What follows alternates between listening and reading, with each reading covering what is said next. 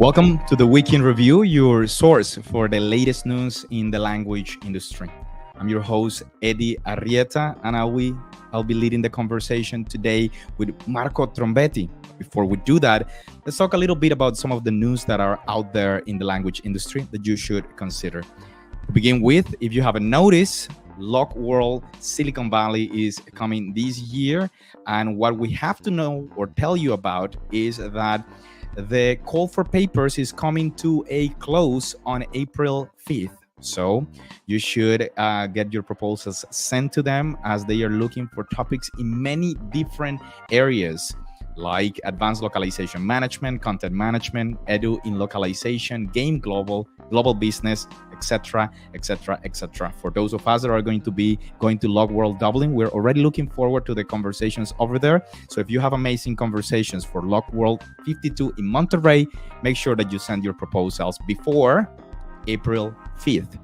And from Multilingual Magazine, you should also know that our issue has been out for a couple of weeks now. The March issue is out, and we are right now focusing on Women History Month. You will find amazing profiles, including a profile from Marjolaine Groot, our CEO, and other amazing professionals like Martina Ilari and Natalia Horbachevs. I think we have something like 12 different profiles in there that you can check, and these are completely available. If anyone does not have the digital subscription of Multilingual Magazine and is looking at this video and you need it, please let us know. If you want the physical magazine to go to your doorsteps, to your company offices, also let us know, and we will make sure that you get it.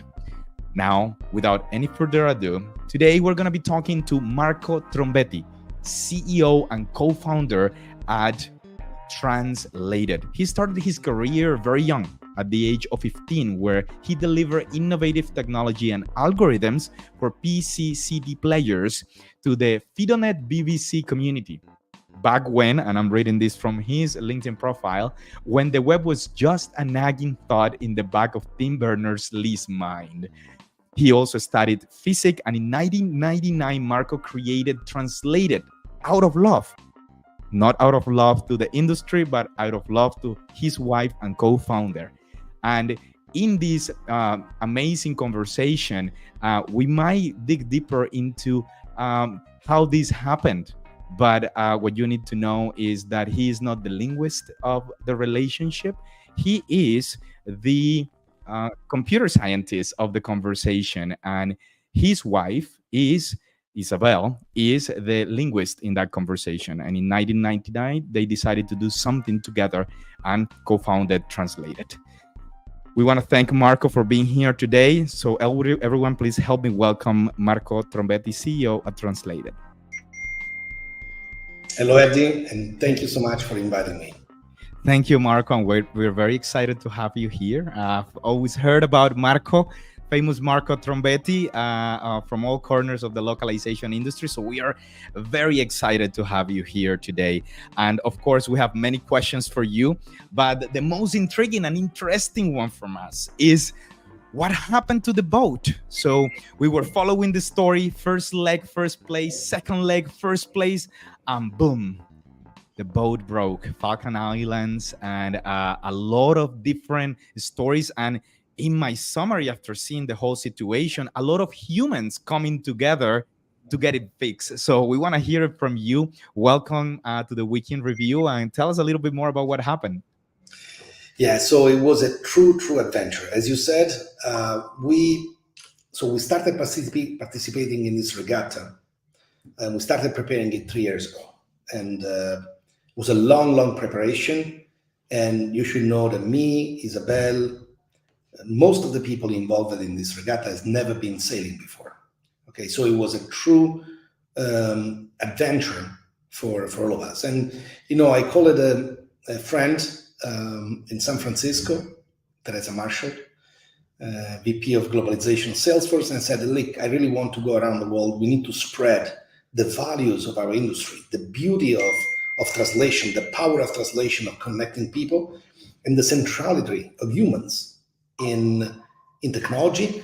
And I think the best thing we could do is really go and do this project together. Would you like to help me? And We started this with Teresa. Teresa was managing all the activities in San Francisco to try to recruit people from doing this race, and among our friends, obviously.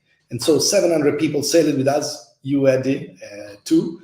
And of those, we created a team that went until we won, and against all odds, we started the race, and day number 3, we're still first.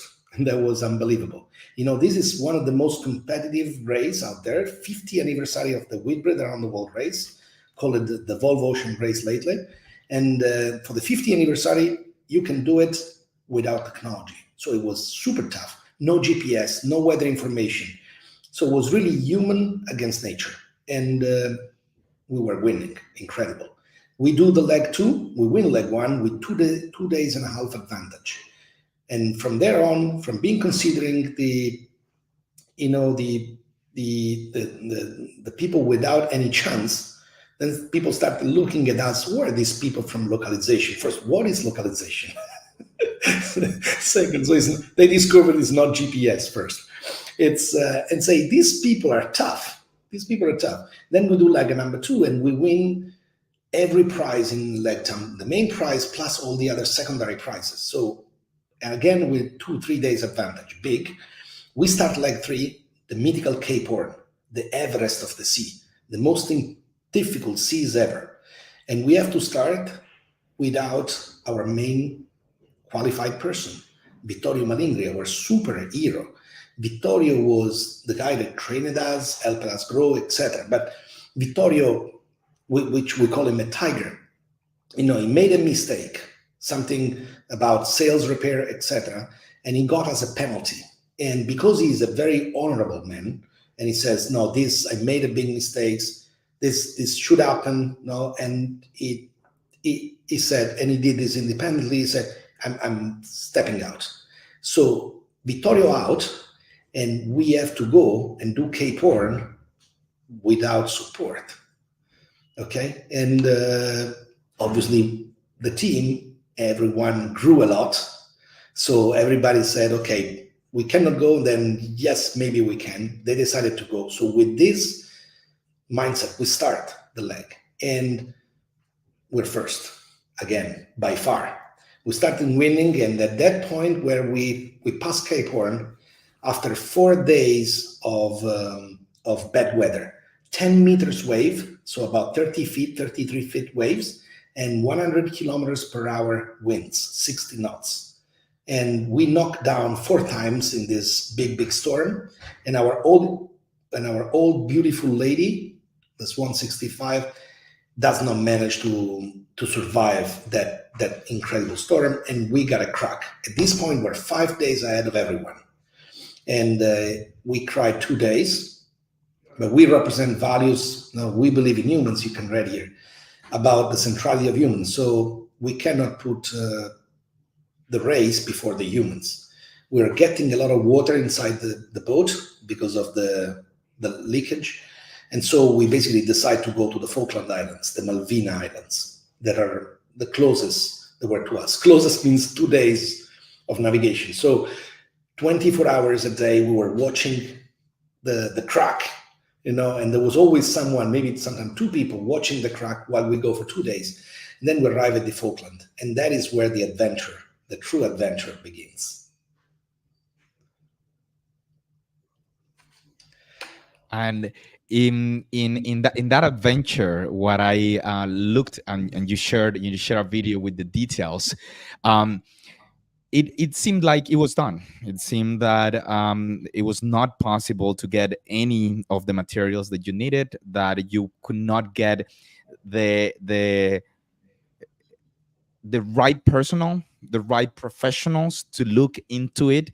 Meaning, even if you had the materials, it's not like you could do it yourselves. And of course, the most experienced professional that knew about sailing was gone from the team now. What was the vibe like? What was the spirit like from the team members at that moment? Yeah, first I have to say that it's true, Vittorio was not there, but the entire crew, the fact that Vittorio was not there, the entire crew realized how much they learned in these 3 years of preparation. And so we were sailing like pros, okay? And I think that Vittorio was very, very proud of how we were going, incredibly well. So at that point, no, we knew, we felt confident. And we arrived at the Falkland, and there was no infrastructure to repair the boat. There was not a crane to put the boat out of the water. There was nothing. So this is the only time the crew really is an incredible crew, and we really wanted to show everyone what we're made of, what the localization people are made of. We wanted to show that, we never give up, and even if we have to abandon leg 3, we want to honor the race. We want to be back on track. We want to try to get in leg 4 and win leg 4. So this was the only moment in all the race where I saw the crew that it was a little not ready to continue. It lasted about an hour, and when we arrived, there was no crane, there was no way to repair the boat. They started looking on their mobile phones a way how to get out of the Malvina Islands, the Falkland. How do I go home? Then in their mind, it said, it's over. This dream is over. And then what happened at this time? We started talking with local people. That happened all in an hour. We started talking with local people, and all of us were divided in different tasks. And so after 15 minutes, we realized that there is a cargo ship not so far from the island. We contact the cargo ship and we asked them if they have a crane. And they said, yes, we have 40 tons, just enough for our boat. And hey, can you come from where you are and come to the island so that you take out of the water our boat? And they said, yes, because we were lucky in being a place that has been in a war with Argentina for now 50 years. And that thing made people to be extremely resilient and ready to help each other, ready to solve problems. So what they did, they actually came immediately. I mean, it took 2 days to lift the boat because there was 50 knots was not possible. So we convinced them to do it. And with this cargo ship, we lift the boat. And then you see the structure underneath. There is no way where you can put the boat. Okay. And so what we have done instead, we're starting welding and building a metal structure around the boat so that we could put the boat directly on something. Otherwise it would not stand. And we did all this from 4:30 in the morning to 11 in the morning. At 11, the guy from the boat says, I need to leave because I have to continue. I cannot stay longer here. So I put the boat in the water and we said, please try. We will see if it fits. He put it, it was unstable, but it was holding. And we finished the work and we started repairing the boat directly there. In the video before, you have seen that we even have built a wooden house around the boat. Why? Because we don't want to pollute the environment. And so we didn't want to have any fiberglass to go around while we were repairing. We did all this, but the materials was not there. The fiberglass was not there. There was no material, no epoxy, no fiberglass. It was taking us 2 weeks to go outside with an airplane and come back, standard airplane. They have only 1 flight per week to get the material. So in Santiago de Chile, we find the material in the shop. Santiago is quite far, is in Chile. And so, and I started contacting all the acrobatic pilots of Chile. And I found one, Sebastian Diaz. And the guy said, yeah, okay, I can come. There was no authorizations really that could be done. And so he came back to me and said, I cannot, the flight plan cannot be approved. It takes 14 days to get the approval. They said, please apply anyway. I'll find a way. So he applies for the flight plan. I drive directly to the military airport there. I get the military approval. I get them to accept to allow the flight plan as an urgency thing. And then, unfortunately, Argentina closed the airspace for us. They didn't want us to go because this commercial war between the Falkland, Malvina, and Argentina. And so they really don't want to have any plane to go back and forth in this space. So we're stuck. Said we have to give up. We cannot go back in the race. And then I called this guy, Sebastian, and said, look, Sebastian, is there any way you can put more fuel in the plane so that we fly around Argentina to get to the Falkland? And the guy said, yes. I got a fuel tank that we can install inside the cabin that I've never tried, but we can try if you want, and it will be with you all the time. And so we fill the plane with 500 liters, 160 gallons of fuel inside a tank. That then inside the cabin that we connected to the other tanks in the wings, and we went around Argentina, reached the Santiago, got the material, go back, repaired the boat. We arrived in Punta del Este, repaired the final things, including the engine that had a problem. 6 p.m. we finish. 10 a.m. the morning after we start for the race. And we started in position 9, was not tired more than this. We were dead, couldn't really think, couldn't work anymore. And we started the race in 9th position. 3 days ago, we were in 5th position. Right now, we're in 3rd position.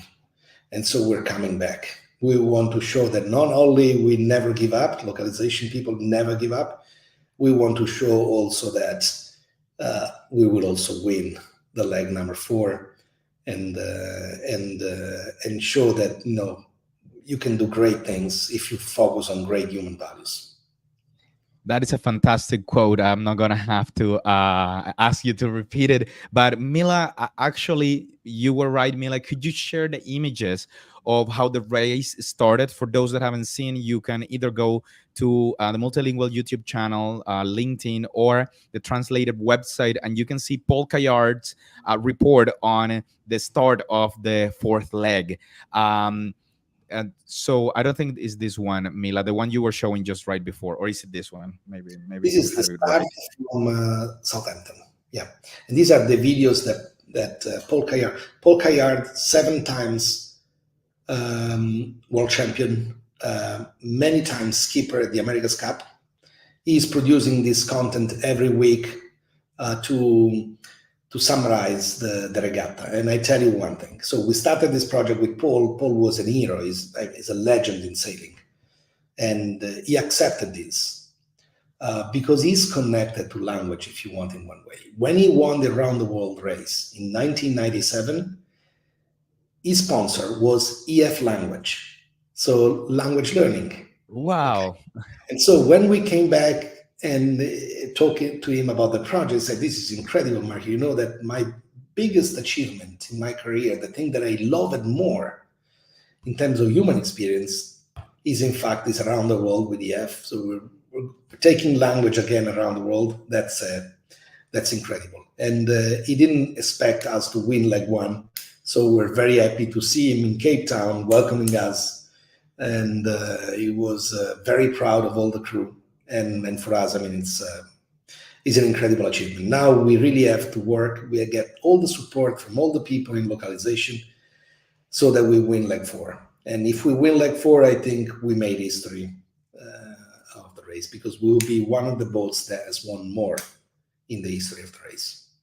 And I would have to say safely that I think Translated 9 has already made history, and it's gotten so much attention, not only from the industry, but from outside of the industry. And it's a great story of resilience and grit and perseverance. So congratulations. I think we should get the crew sometime at a in-person event and then try to get their thoughts and see how they did this.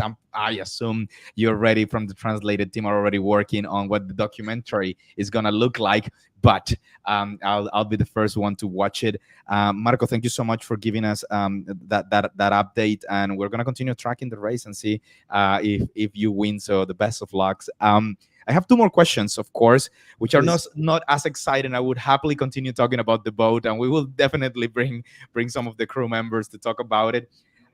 So Last year, you gave us in our latest interview with you, you gave us an update. 200 languages finally achieved in that kind of road to the singularity. So what is going on around that in translated? Where are you in the MT conversation? It's exciting as the race, believe me, Eddie. Just to connect the dots about the race, I want to tell the localization people that if they want to enjoy and try to race around the world, we're preparing a small new regatta from San Francisco to Hawaii in July, and selections are starting now. So Teresa Marshall will train more people, and then basically six people. We're recruiting six people, non-professional, that never sailed before, to go with us in that regatta in July. So, watch and apply for the training from now to July if you want to join the race, or if you simply want to see how it is. You come, maybe the first time you're scared, you stop, or maybe you like it so much and you continue. So this was just a technical for our friends there. About singularity. Sailing for me was a great opportunity to disconnect from the daily thing and look at things in a more broader way. Now, I've been 100 days at sea. That gives you a lot of time for strategic thinking. And what I was shocked about is that our prediction in the time to singularity are wrong, and are not wrong because this is happening later. This is happening faster than we expected. And I could not understand that. I say, how is it possible? So if you draw that line of the time to edit that we presented in many conferences, it looked like that we were eating singularity, language singularity, in 2028 or something like this, by projecting what happened in the past, the improvement. Now, the problem is that what I didn't consider is that the world now has got an incredible hype on artificial intelligence. And so we're not simply following the Moore law and the data generation law. Now everybody is putting 1,000 times more resources on intelligence, artificial intelligence. Incredible amount of new research. So the algorithms are increasing faster than expected. The data there was invented many ways to use monolingual data in a way that was completely unexpected. And so now we can train our model. If we train the model with 1 billion words per language pair, now we're training the model with 10 trillion words. 10 trillion words. And the models are so clever that they're learning how to translate even just from monolingual information. And that was completely unexpected. And so before we were training with a few GPU, the model, now you get 4,000 GPUs. So before it was 4 GPU maybe for a week, now it's 4,000 GPU for a month. So the amount of resources is incredibly bigger than expected, and so singularity is coming sooner. The latest release of our machine translation, the one the one that we haven't shipped yet, the next one, is scaring to me how good it is. And when I say scare, obviously I'm honest. I'm in professional translation, okay, and the quality of new models that combine the translation architecture together with monolingual data, so the large language model architectures, the new architectures combine it to give the fluency and accuracy that we need. So the fluency of a language model and the accuracy of translation model is creating something incredible. And I'm kind of worried about, when should we release this? Is the industry ready, or will everybody switch from human translation to machine translation because of the hype? And then, we know that it's delicate. There is a lot of hype, and people are making choices sometimes too quickly. So we want to be conservative also in the way that we give access to these technologies, in the way that people can benefit, understand how to use it, and take the maximum advantage out of it. But at the expect a big change soon. You are completely right. This is very exciting, and I'm really happy that you have presented us with all these very, very valuable insights. I know those that use translated and competitors are going to be very excited to hear what you have to say about it. And I know we have just a couple of minutes, but I do have a question about your investment, translated investment into fostering innovation in the language technology industry. So your research center imminent will fund 5 original research projects, 100,000 euros. Thinking behind it. It's is the idea is very simple, and there is 10,000 great researchers in the world, and that are working on AI applied to language. And translated is growing very well, but even if we create an internal research centers with 100 researchers, we're tapping only 1% of the brains in the planet. And that's not the way we want to work. We want to work in an open way where we make friends in this community by sponsoring their research in their own countries, in their own university, by supporting these people to grow, in the place where they feel that's home, in their community, close to their community. And the centralization of research, I think, is wrong because it does not create a good future for humanity, and also doesn't give really translated a much greater opportunity because we'll only be working with 1% of the brain. So we want to help these researchers improving language technology and AI applied to language as much as we can. And so that's the small step, the grants. With the grants, it really is one way we connect to people. But when we connect to people, then we can fund even bigger research projects. Marco, thank you so much for your time. I really appreciate it. It's been a pleasure to hear you and to hear your insights. Of course, I would love to get 1 minute of your time for you to send a message to the industry. And I know there are a lot of entrepreneurs, innovators, others like me that just joined the industry and then hear a lot of the pains and, of course, the fears around what technology is going to do to the industry. What would be your message to some of those, some of us? Oh, yes, and with pleasure. So first thing, I would like to say that the translation problem, allowing everyone to understand and be understood, is the most important problem for humanity right now. And so we, the localization industry, we are in charge of attacking a problem which I consider the most relevant problem in the world. And this is more important than going to Mars, or potentially more important than climate change, not because these are not important, because we are building the tool that allows to solve this problem.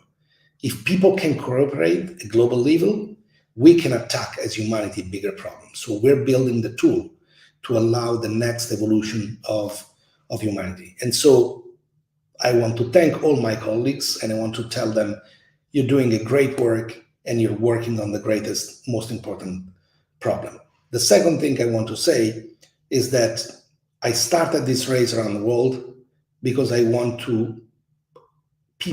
people from outside our industry to know what translation, what localization is. And I think we are succeeding because what we do is incredible, and more people should be aware of the incredible value that we bring from the world outside, but also to the executive of the companies that you work in. And so it's a message that needs to be spread, because every time someone translates, we're improving the world. Marco, thank you so much for joining us today, and everyone who has watched this interview live or thank you for joining us. Marco, it's been a complete pleasure. And from Multilingual, we're going to continue keeping track of what's going on with the race, and of course, bringing in more insights from industry experts. And yes, fingers crossed, Translated 9 will win the Ocean Global Race. And we will invite others in the industry to join your boat from San Francisco to Hawaii. Marco, thank you so much. Have a great day, you and everyone. It's been a pleasure. Bye-bye.